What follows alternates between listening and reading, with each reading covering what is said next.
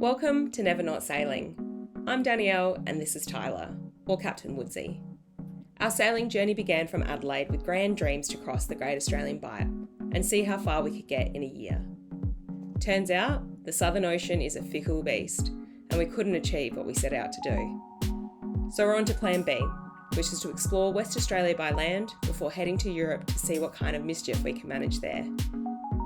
Join us every Sunday as the irony of calling ourselves Never Not Sailing grows, because what happens next, nobody knows.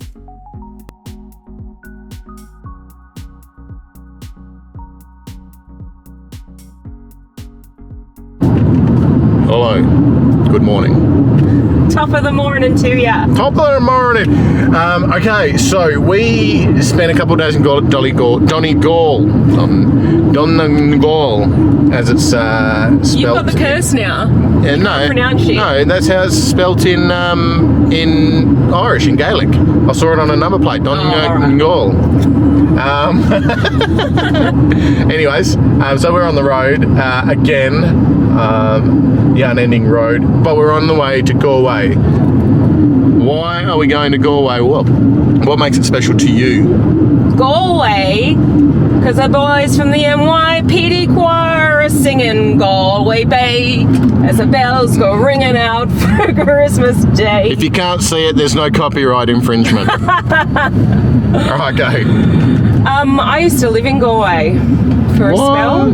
You never told me that. Get out of here. I just love Galway. But why? Well, I'd spent years. I'd spent years travelling, knocking around the place, trying to find a place that fit. I went to Canada on a teaching exchange, and the year after that I came back to teaching, but was the school counsellor, and that was heartbreaking. And then I went and spent a year working as a tour guide, working for Bussabout, which is when I did all the European tour guide stuff. I'm not sure if I've mentioned that. And that wasn't right either. And then I was going to head back for a second year with Bussabout, and on a whim I moved to Ireland. And Dad's from Cork, and I love Cork, but I didn't want to live in a city. So I just looked at a town that was by the sea, and it was Galway. I knew nothing about it. I knew no one that lived there. I just had a feeling about Galway. And I moved there, and it was just really special. I grew up a lot there. I just loved pouring pints, and I got to write every day, which was one of my favourite things to do. I just loved it. And then when I moved back to Australia, and then Dad died, eventually I saw someone about the grief, and the psychologist asked me to choose a place to come back to, like at the end of the appointment, that we could like end on a nice note, and I chose the back bar of Tigh Neachtain, where I used to work. And at the end of those appointments, which were always really hard, we just got to sit there, and she always asked me to just describe the place. And I'd think about the back bar, and I think about like the creak of the chairs, and the Seamus Heaney poetry, and the Galway Arts Festival posters all over the place on the walls, and the fire that was always on except for maybe a week in the summer. And I just felt really safe. And so driving there today, I just feel like I'm driving home, and I'll be so happy to get there.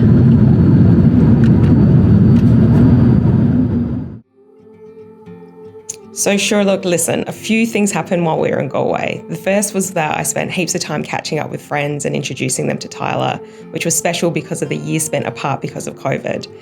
I went full tour guide mode for a little while, showing Tyler where I used to live and my favourite spots around town. But then the GoPro corrupted again, and so I didn't get to take you on the tour that we went on with my good friend Gosha, which is a shame for a couple of reasons. One, because the wider area of Galway is so beautiful, but two, Gosha's hysterical and has the best calves in all of the land.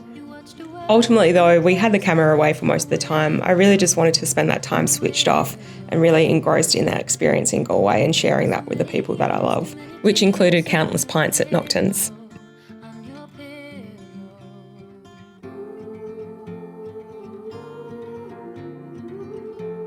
We did manage to pull ourselves away from the city centre and head an hour outside of the city to the Connemara National Park. It's a part of the Wild Atlantic Way and a really beautiful bit of the country.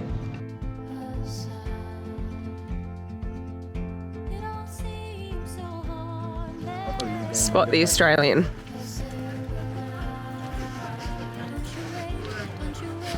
This friggin' guy. Give us a smile, mate.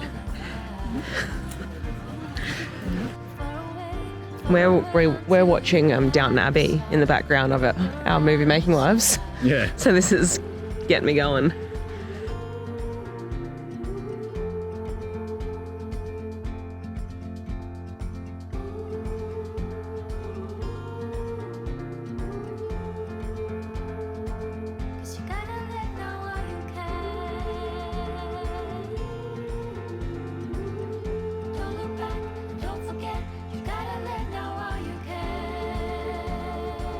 So we've worked up a hunger. Yeah. And today we did not pack lunch because the west of Ireland has the best food in Ireland. So we're in Connemara and we got a tip from my mate who we're staying with to go to this little food truck in the middle of nowhere. So we're 1 minute away and this is the surrounding area. So I don't know if this thing's just going to be truly on the side of the road or what's happening. It's called Misunderstood Heron. Herring. No, heron. I reckon. There's the lake. So excited to see where we're going. But great seafood, great oysters, great mussels. Just here. Oh, it's just there. Oh, sick. Misunderstood heron. You're right. Oh, no trust. Yeah, but I thought because you can eat herring, but you can't eat heron.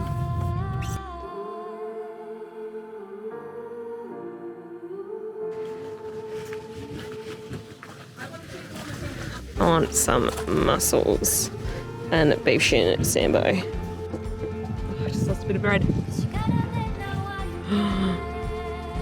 Oh, meat. Meat. You're having a laugh. I'm gonna need some napkins. We're gonna need a bigger boat. Oh yeah. So I'm gonna let you in on a little mussel trick.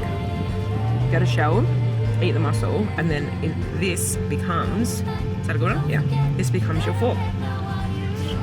Grab mussel. Try that one. Alright, I know what your movements are going to be. Yep. Point. Rick. Enjoy. Bon appetit, sláinte. Back in Galway, we spent the rest of our time just knocking about. We stayed with my friend Lisa, who is Galway born and raised, a rare thing to be in a city that welcomes so many outsiders and lets them make it their home. If anyone can articulate what makes this town so special and is going to compel you to come and visit, it's going to be her. Oh, here she is, the woman herself, with Tobes. With his little bow tie. He's ready. That's pure Galway right there. That is it. Although he's born in Limerick. Listen, talking pure Galway. Mm-hmm. Now, Lisa is the queen of Galway herself, the head of PR for the town, but the beating heart of the west of Galway as well, and most of Ireland. And you put us up in your gaff this week. Yeah, thank you. So everyone's heard me talk about my love of Galway. Yeah. But tell me, what makes Galway so exciting, so beautiful? Because there's nothing like it. No, there's nothing like it. It is the size. It definitely lends to an easier life here. You can walk everywhere, cycle everywhere. The ocean is like 2 minutes away. Then you've got trees up and down again. You've got the canals.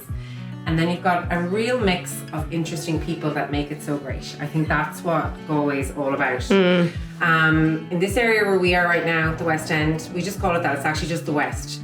But all the business are independently owned, and you cannot take that for granted when you go in, and the people that own the business are in there working in it.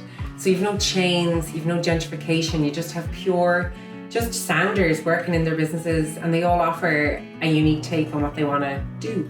So you'll have a different pint, a different sandwich, different story, different pack of dry roasted peanuts. Do you know what I mean? The essentials of an Irish And experience. people from Galway just like are very proud of where they're from and the city. So when you come to Galway, you always feel very safe, which I love as well too. And it's a really special place because people give a shit about each other and they're very sound, and everyone's always not in competition. They're like kind of helping each other out. Yeah. And I think that comes across in every way. And everyone's just pure, how's it going? Yeah, genuine. With no agenda, and they meet you on face value. And I think that is what makes this city so special. And people like you. Oh, Sure look. and the king. Oh, and the King Topes himself.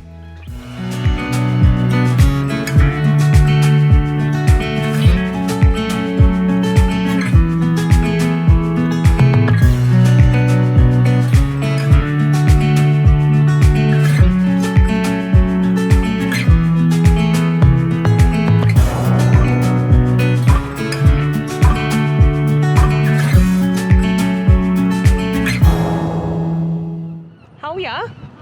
Good afternoon, hello. Tyler, where are we? In Cork, on the footbridge. And the sun is out for all to see. And I'm naturally afraid of it, but I fit in here with that, in that fear, because I'm in a natural habitat. We're in Cork, which is where my dad was born. And we're not doing much. It's nice to have a break from doing hella touristic stuff and from climbing mountains for a bloody change, for a bloody minute. So we're just gonna go to the English market and get something to eat and just laze around. Might get a haircut for this wedding, seeing as Mr. Model over here is looking so sharp. Already done. Get a bloody look at him. Quite alone under the stars, just a piccolo player at the marching band.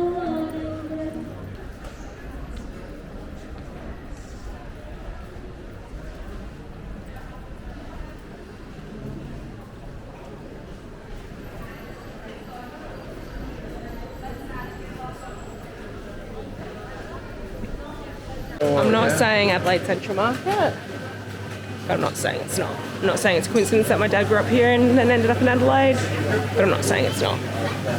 Oh yeah, let's get one of those.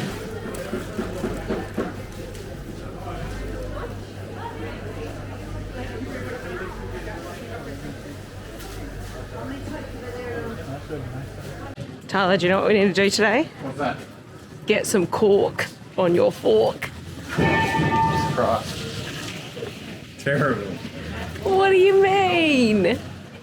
Because we're not doing touristic stuff today, Tyler and I have gone our separate ways. We've just had lunch, but it is an unnatural experience these last 6 months for us to be with each other all day, every meal, every activity, everything we do.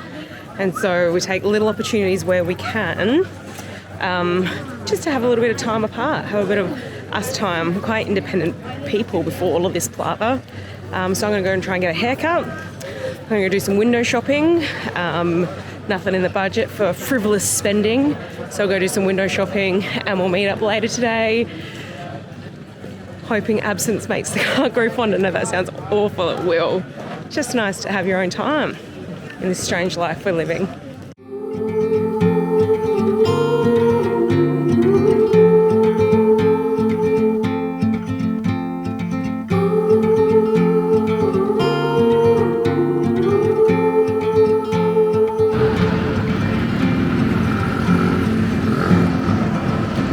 Heart filled with worry, I'll take it.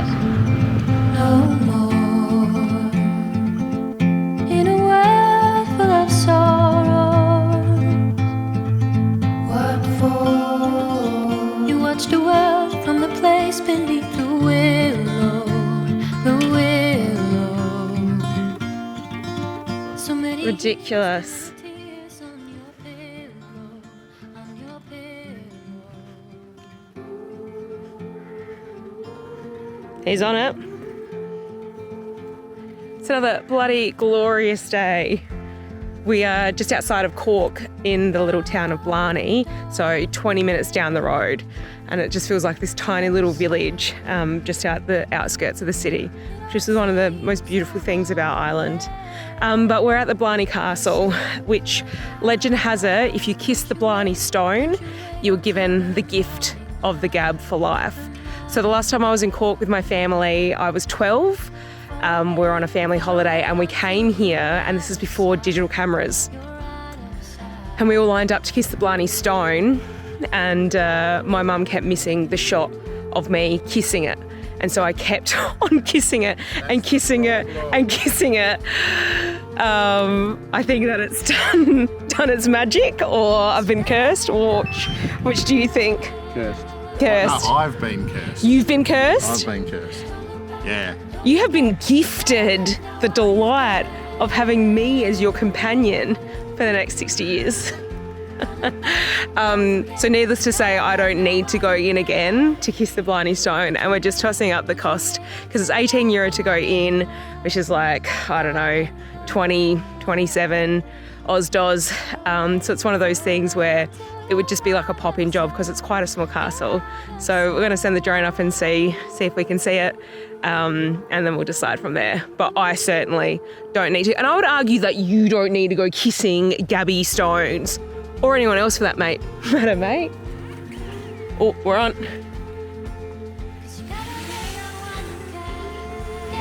Gotta let go while you can. Don't look back, don't forget. Gotta let go while you can. Don't look back, don't forget. Gotta let go while you can.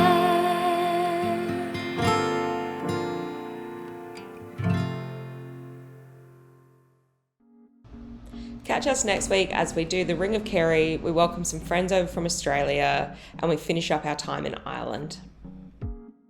Thanks heaps for watching. Please make sure to click the thumb, subscribe, say hello to us in the comments, and take care of yourselves until we see you next time on Never Not Sailing.